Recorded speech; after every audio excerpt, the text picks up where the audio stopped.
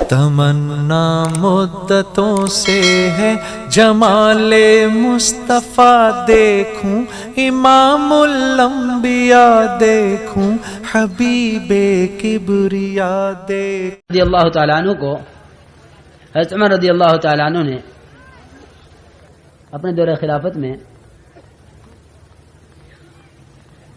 ایک کسی تقاضے پر بھیجا،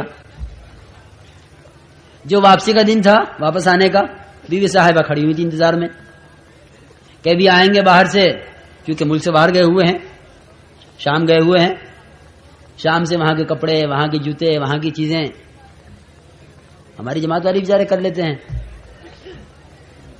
ہاں، ہم دیکھتے رہتے اپنے آپ بنگلے والی مسجد میں۔ ابھی آنے چند دن پہلے میں اوپر چھت پہ ٹہل رہا تھا، فجر کا بیان ہو رہا تھا، دیکھے کہ بھائی کیا کر رہا مجمع ہمارا، تو ایک آدمی بیچارہ اٹیچی کھولے بیٹھا تھا، اس میں سے کبھی یہ کپڑا نکالے یہ رکھے، کبھی یہ گھڑی نکالے یہ رکھے، کبھی۔ میں نے کہا بھائی یہ تو کیا کر رہا؟ کہنے لگا جی کچھ نہیں، گھر جا رہا تھا، کچھ سامان لے لیا ابھی بچوں کے لیے۔ بچے کہیں گے اتنے دن میں جماعت میں سے آیا ہے، کچھ لے کر نہیں آیا ہمارے واسطے، کہ بچوں کے لیے سامان دیکھ رہا، بچوں کے لیے کچھ سامان لیا ہے، بیوی کے لیے کپڑا لیا ہے، اس نے صاف صاف بتا دیا۔ بھیا بڑے بھیا کے لیے گھڑی لی ہے، چھوٹے بھیا کے لیے۔ روتے پھرتے ہیں کہ جی 500 روپے تو میں نے جماعت میں لگانے تھے،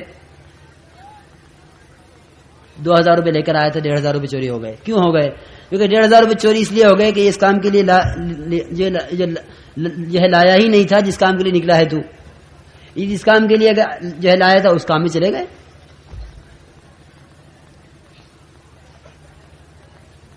تو یہ کہہ کہ وہ بیٹھا ہوا اپنا سامان دیکھ رہا تھا۔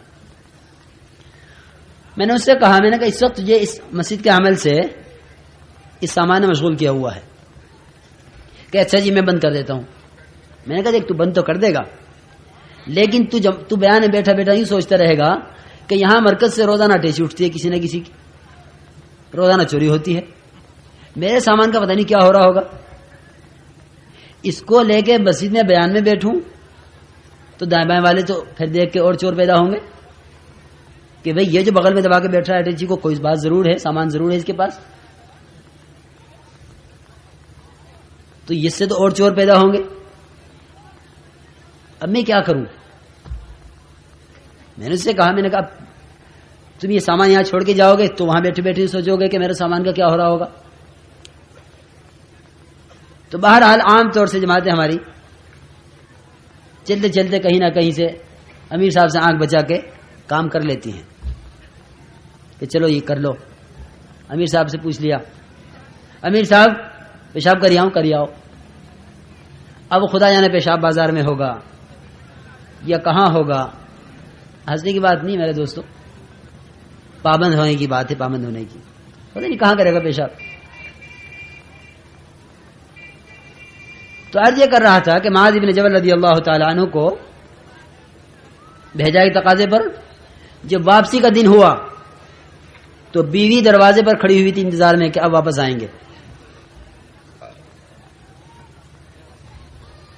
جب واپس آئے تو بیوی نے کہا کہ خالی ہاتھ چلے آ رہے ہو، وہ تحفے، وہ تحائف، وہ ہدایہ، وہ گفٹ جو باہر سے آنے والے کہاں ہیں؟ وہ جیسے خالی ہاتھ گئے تھے ایسے خالی ہاتھ چلے آئے، ہمارے لیے بھی تو کچھ لے کر آتے۔ حضرت معاذ بن جبل رضی اللہ تعالیٰ نے فرمایا کہ میں ضرور تیرے لیے لے کر آتا کچھ، لیکن امیر المؤمنین عمر بن الخطاب رضی اللہ تعالیٰ عنہ نے مجھ پر ایک نگراں مسلط کر دیا تھا۔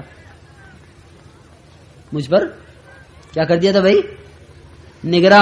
نگرانی کرنے والا مجھ پر مسلط کر دیا تھا۔ میں اس کی نگرانی کی وجہ سے تو تیرے لیے کچھ مجھے موقع نہیں ملا لینے کا، کوئی موقع 1 منٹ کا ایسا نہیں ملا جس میں آنکھ چھپا کے اسے اور تیرے لیے چیز لے لیتا۔ کہا کہ اچھا نگراں لگایا تمہارے اوپر، کیا امیر المؤمنین نے تمہیں خائن سمجھا ہے؟ عورت تھی بڑی تیز ان کی بیوی، اور وہ سیدھی حضرت عمر بن الخطاب رضی اللہ تعالیٰ عنہ پہنچ گئی اور جا کے کہا امیر المؤمنین معاذ بن جبل میرے شوہر وہ جاتے رہے جناب رسول اللہ صلی اللہ علیہ وسلم کے زمانے میں ہر تقاضے پر، آپ نے کبھی نگراں نہیں لگایا، ہمیشہ ان پر اعتماد کیا ہے اور امین سمجھا ہے. اور پھر ابو بکر صدیق رضی اللہ عنہ کے زمانے میں، خلیفہ اول کے زمانے میں، ہمیشہ وہ بھیجتے رہے ان کو، کبھی نگراں نہیں لگایا ان پر. بھائی بات سن رہے دھیان سے نہیں؟ پھر زمانہ آیا آپ کا، کیا آپ نے میرے شوہر کو خائن سمجھا ہے؟ آپ نے میرے شوہر کو خائن سمجھا ہے کہ آپ نے ان پہ نگراں لگا دیا؟ آپ نے نگراں کیوں لگایا ہے معاذ بن جبل پر؟ حضرت عمر رضی اللہ تعالیٰ نے فرمایا کہ بیوی ہم نے تو ان پہ کوئی نگراں نہیں لگایا، ہم نے تو ان کو تنہا بھیجا ہے، ہم نے تو ان کو تنہا بھیجا ہے، ہم نے ان پہ کوئی نگراں مسلط نہیں کیا. چنانچہ بیوی واپس آ گئی. جب معاذ بن جبل رضی اللہ تعالیٰ عنہ پہنچے حضرت امیر المومنین کی خدمت میں تو یہ فرمایا حضرت عمر رضی اللہ تعالیٰ نے ملتے ہی کہ معاذ یہ کیا قصہ ہے، تمہاری بیوی میرے پاس بھی آئی اور تمہاری بیوی نے سارے علاقے میں ہنگامہ کیا ہوا ہے. اس لیے کہ پہلے تو یہ عورتوں کی عادت ہوتی ہے کہ جب ان عورتوں کے شوہر کچھ غلط کر بیٹھتے ہیں تو پہلے تو یہ عورتیں آپس میں ملتی ہیں ایک دوسرے سے کہ دیکھو ہمارے ساتھ یہ کر دیا، ہمارے ساتھ یہ کر دیا. پہلے تو عورتیں عورتوں سے ملتی ہیں، وہ اس کے گھر، اس کے گھر، اس کے گھر، یعنی یہ روایت کے الفاظ ہیں کہ پہلے وہ سب گھروں میں پھری، سب سے اس نے کہا، اور پھر پہنچ گئے حضرت عمر رضی اللہ تعالیٰ کے پاس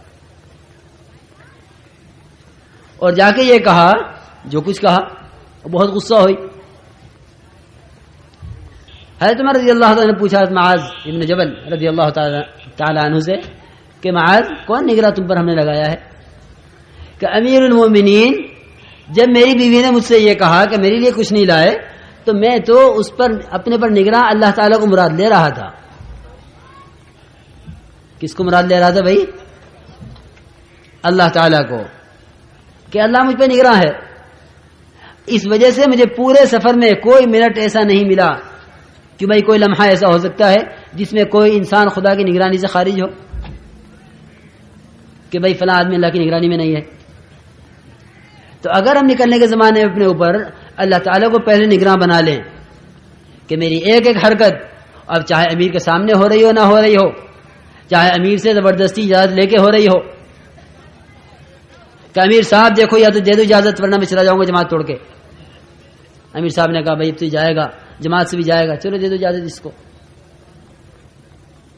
ہم نکلے ہیں خدا کی دین کے لیے، ہم نکلے ہیں خدا کی راہ میں، ہم نکلے ہیں جناب رسول اللہ صلی اللہ علیہ وسلم اور آپ کے صحابہ کی سنت کو زندہ کرنے کے لیے. آپ کے طریقے پر ہمارا گشت جناب صلی اللہ علیہ وسلم کے گشت کی طرح ہے، ہماری تعلیم آپ کی تعلیم کی طرح ہے، ہماری خدمت آپ کی خدمت کی طرح ہے، ہمارا ایک ایک عمل وہ جناب رسول اللہ صلی اللہ علیہ وسلم کے طریقے پر ہوگا.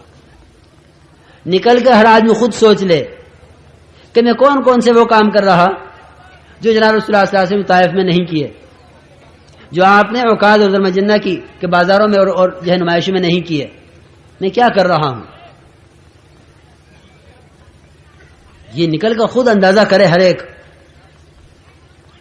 امیر سے جو اجازت لے سکتا ہے اور امیر بیچارہ مجبور ہو کر اجازت دے سکتا ہے، لیکن یہ تو ہر آدمی کو خود سوچنے کی بات ہے کہ میں اللہ کے راستے میں نکلا ہوا ہوں، آیا یہ کام میرے کرنے کا ہے یا نہیں ہے.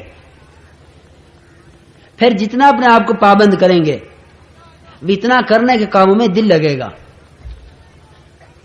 اتنا کرنے کے کاموں میں ہمارا دل لگے گا کہ کیا کام کرنے کا ہے، کیا کام کرنے کا نہیں ہے، کیا کام کرنے کا ہے، کیا کام کرنے کا نہیں ہے. ہمارا دل لگے گا اس میں، ہمیں جو ہماری سمجھ میں آئے گا کہ دیکھو یہ کام کرنے کا نہیں ہے. تو واقعی واضح طور پہ نظر آتا ہے کہ جماعت کا کوئی آدمی جماعت میں کوئی کام جماعت کے علاوہ کر لیتا ہے تو غیر بھی محسوس کر لیتے ہیں کہ یہ آدمی جماعت میں ہوتے ہوئے یہ کام کر رہا ہے. ارے تم نے جماعت میں ایسا کر لیا، کیونکہ صاف پتہ چل رہا ہے کہ یہ آدمی اس وقت جناب رسول اللہ صلی اللہ علیہ وسلم کے طریقے پر اور آپ کے مزاج پر اور آپ کے طریقہ دعوت پر دعوت دینے کے لیے نکلا ہوا ہے. صاف پتہ چل رہا ہے. تو یہ کہ اس میں لا یعنی باتوں سے، لا یعنی کاموں سے، لا یعنی کسے کہتے ہیں؟ یہ کہ لا یعنی اسے کہتے ہیں، لا یعنی اس کو کہتے ہیں جو اس وقت کے کرنے کا کام نہیں ہے، وہی لا یعنی ہے. وہی لا یعنی ہے جو کرنے کا نہیں ہے. جس کام کو کرنے کے لیے نکلے ہیں وہ کرنے کا ہے، جس کو کرنے کے لیے نہیں نکلے ہیں وہ کرنے کا نہیں ہے. آدمی بازار میں جاتا ہے، آپ کسی مریض کو، کسی کو خدا نہ کرے ہارٹ اٹیک ہو جائے، ہارٹ اٹیک کسی کو ہو جائے اور اس کو اٹھا کر اسپتال لے جا رہے ہوں، اس درمیان میں کسی کو خیال بھی آ سکتا ہے کہ تھوڑی دیر بازار میں ہوتی چلے، ذرا سے اس ہوٹل میں ہوتے چلے، ذرا یہ کپڑا دیکھتے چلو، ذرا اس دکان میں جھانکتے چلو، ذرا یہ پارک آ گیا اس میں ٹہلتے چلو تھوڑی دیر. ایک آدمی کی جان بھی بنی ہوئی ہے. اماں کا، ابا کا، بھائی کا، چچا کا، خالو کا، تائے کا، جتنے بھی گھر میں ہیں سب کے رخ اسپتال کی طرف. جلدی دوڑو، کیا ہوا؟ کہ فلاں صاحب کو اٹیک ہو گیا.